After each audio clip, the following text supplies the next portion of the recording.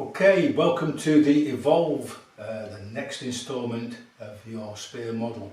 Okay, so I'm John Thorley, I'm the Director of Impact Consulting. So let's just have a look at what we're talking about in this particular element. So the Evolve phase is about recognising what you need to change, how and why you need to change.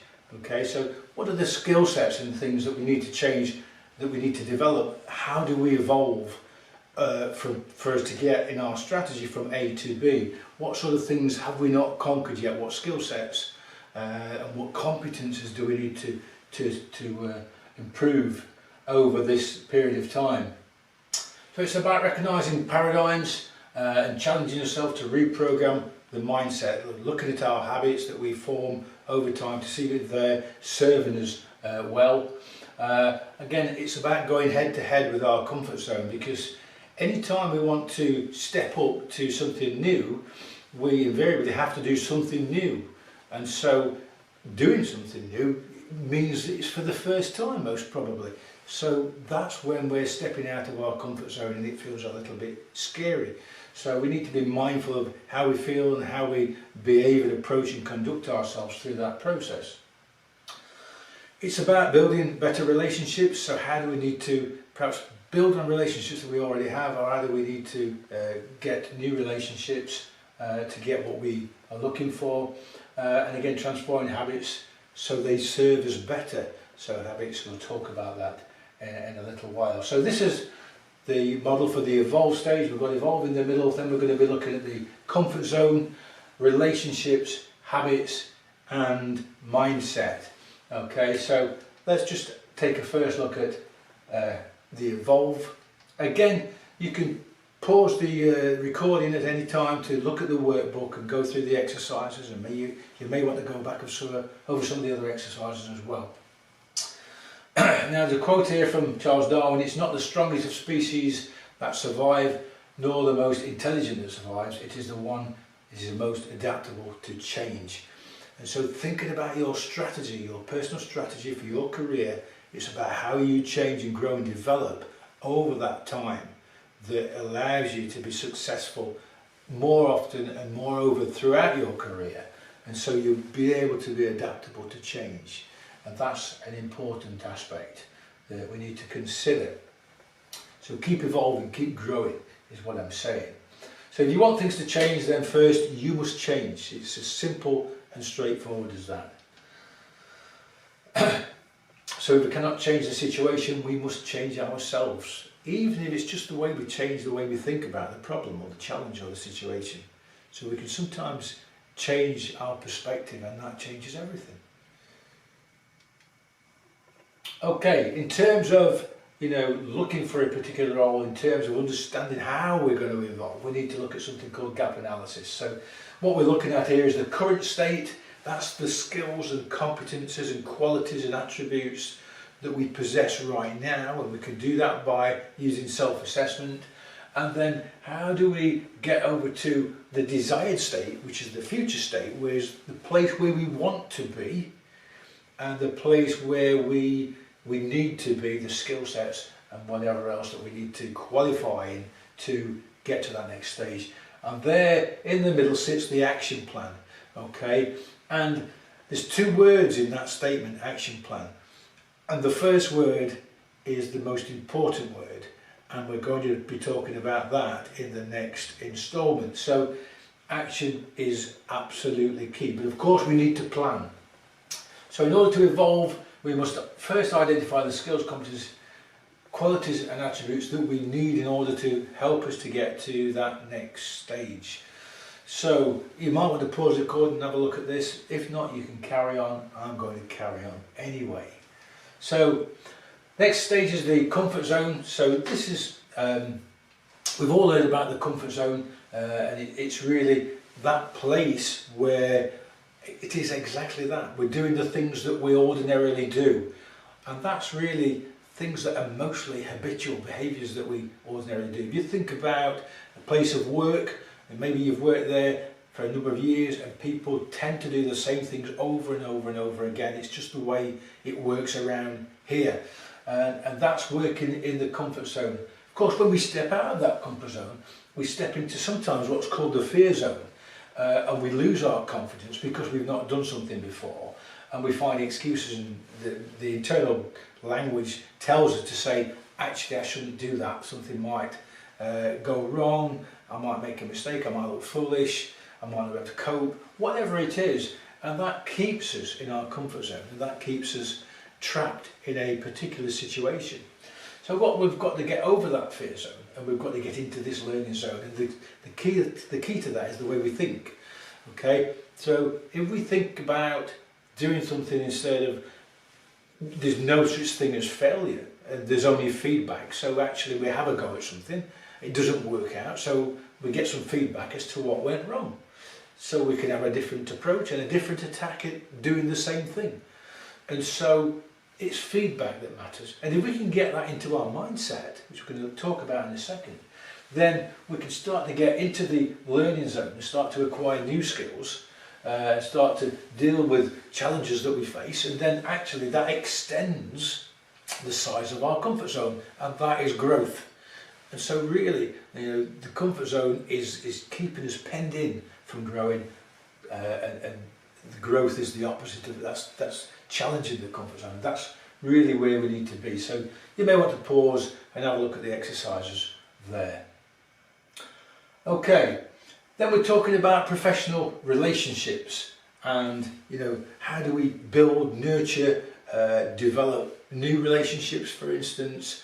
And what we need to think about here is the relationships that we have already, which ones are working for us and which ones are challenging, which ones do we need to improve, and why do we need to improve them. So it's really thinking about what that is going to do for us in terms of our career development and moving forward. So how can we develop new relationships through things like networking, and again trying to target people that we want to build a relationship with, for instance. And how can we build existing relationships? So how can we make them better? We'll talk about that in a little while. We need to concentrate on some skills that we already have, which is listening skills. Not as easy as what you think, but we can develop those skills. And what do you want from a relationship? So you've got to know what you want from that relationship. So it's kind of give and take. Relationships are give and take. So what is it that you can offer a relationship that you are trying to develop or create or build? Okay, so you've got to think about what do you bring to the table as well. And that's an important aspect of building personal relationships. Okay, so in terms of that, understanding others is one of the key aspects to building a relationship. So if you think about Mr. Blue and Mr. Green, different people. Mr. Blue has his perspective of how the world works, and Mr. Green has a slightly different perspective of how the world works. And so they've got different views of how things are, different aspects. And these are all born out of things that are created, which makes it a complex perspective. So they're created by the type of background that they come from, Mr. Blue and Mr. Green, the personality type that they have. According to Myers-Briggs, there's 16 different personality types, and probably many more different combinations. The character of the person, that's going to be a different aspect. Position in the company where they are will have a different perspective on things. Also things about the culture from the background that they came from. What experience have they had, what preferences they have, and what beliefs do they hold about themselves, about other people, about you perhaps. So all these things are different filters on how they perceive the world and each other. And so it's really about trying to understand, and one of the things we can do to understand other people is something called rapport. You may have heard of rapport before. So again, Mr. Blue, Mr. Green need to get in rapport. And the rapport is a relationship of mutual respect and influence. Okay, this can be instant or it can take time to do. So I've actually created rapport with somebody halfway up a mountain, where we just cracked up a conversation. We stood there for an hour and a half, didn't know each other, complete strangers, and had the most in-depth conversation of rapport. And yet some people that I've worked with, it really felt difficult to engage with that person. And so rapport is sometimes, sometimes it just happens, sometimes it doesn't. Sometimes you have to work at it, and this is what we're trying to see how we can develop rapport. But I'd say making a connection through skillful listening is absolutely key. So really listen hard and try and understand what that other person's perspective is. And if you can listen more than you talk, then maybe you can start to really build up an idea about that other person in terms of their worldview and how they see things, and start to communicate in a way that helps you to and them to understand yourself, gaining that rapport, so you can start to build a relationship and have influence on that person as well. So it comes from an honest attempt to understand the other person on their terms, to see the world from their point of view. Doesn't mean necessarily going to agree with them, but you can actually see their perspective, and I think really that is what's key. So again, just a tip, but have a look at the exercises on rapport and see how you get along with those, and see if they give you any new insights into targeting a specific relationship that you want to develop or build or get improve, so to speak. This is another way in which we can think about relationships and the relationship that we have with other people. We can think about the first one, this is the one we want. The win-win's the one we want, which means the relationship's good for me, it's good for you, the outcome of the interaction is good for you, good for me, I feel good, you feel good after the interaction.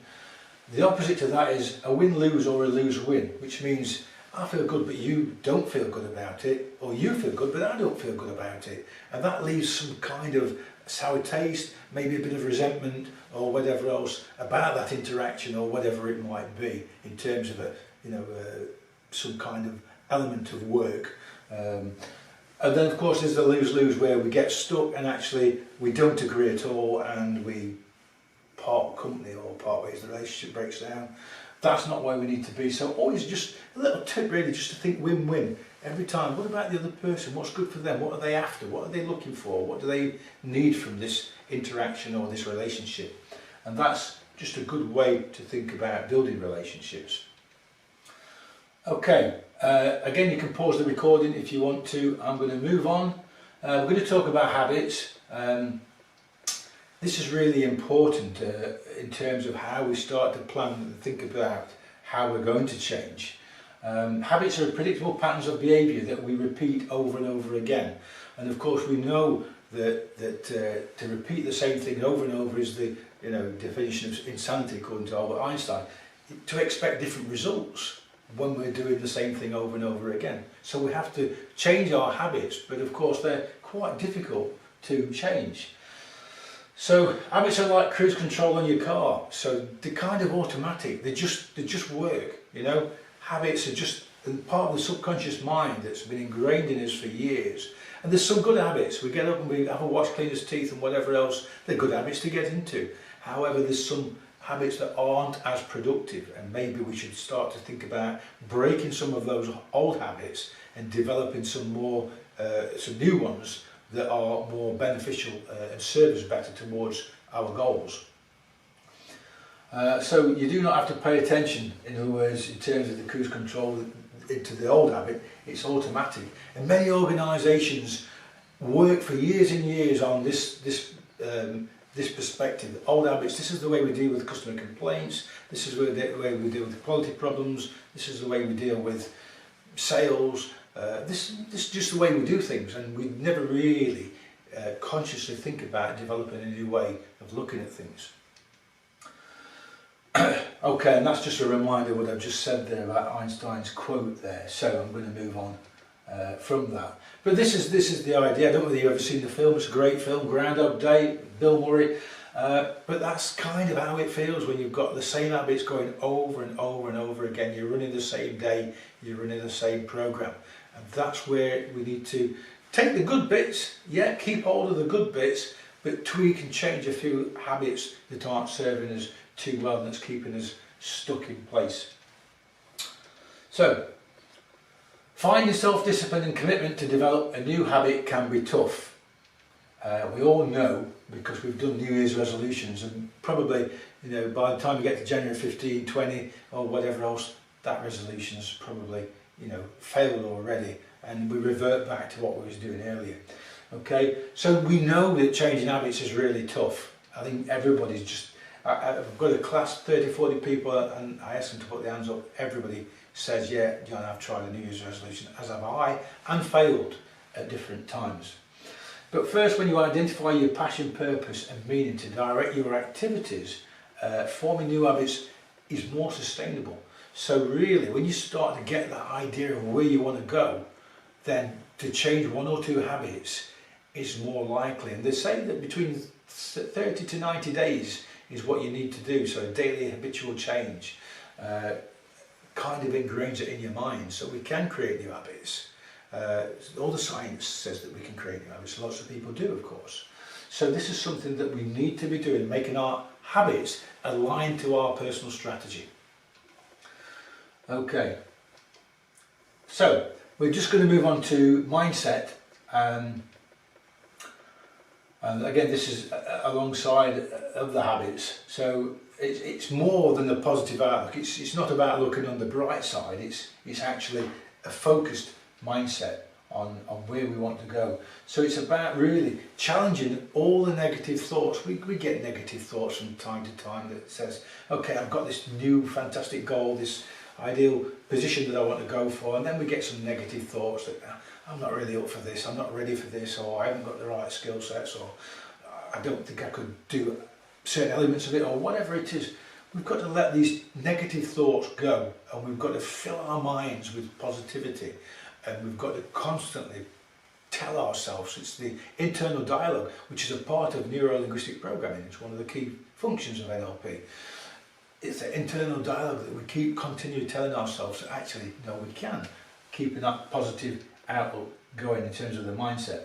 So designing your world from the inside. So that's what we're saying. We're going to imagine a future, we're going to create an idea of where we want to go, a personal strategy, and we're going to keep that in our mind and we're going to go for it. And yes, there's going to be some setbacks and there's going to be some hits and misses along the way and whatever else, but we're going to keep focused and we're going to keep going.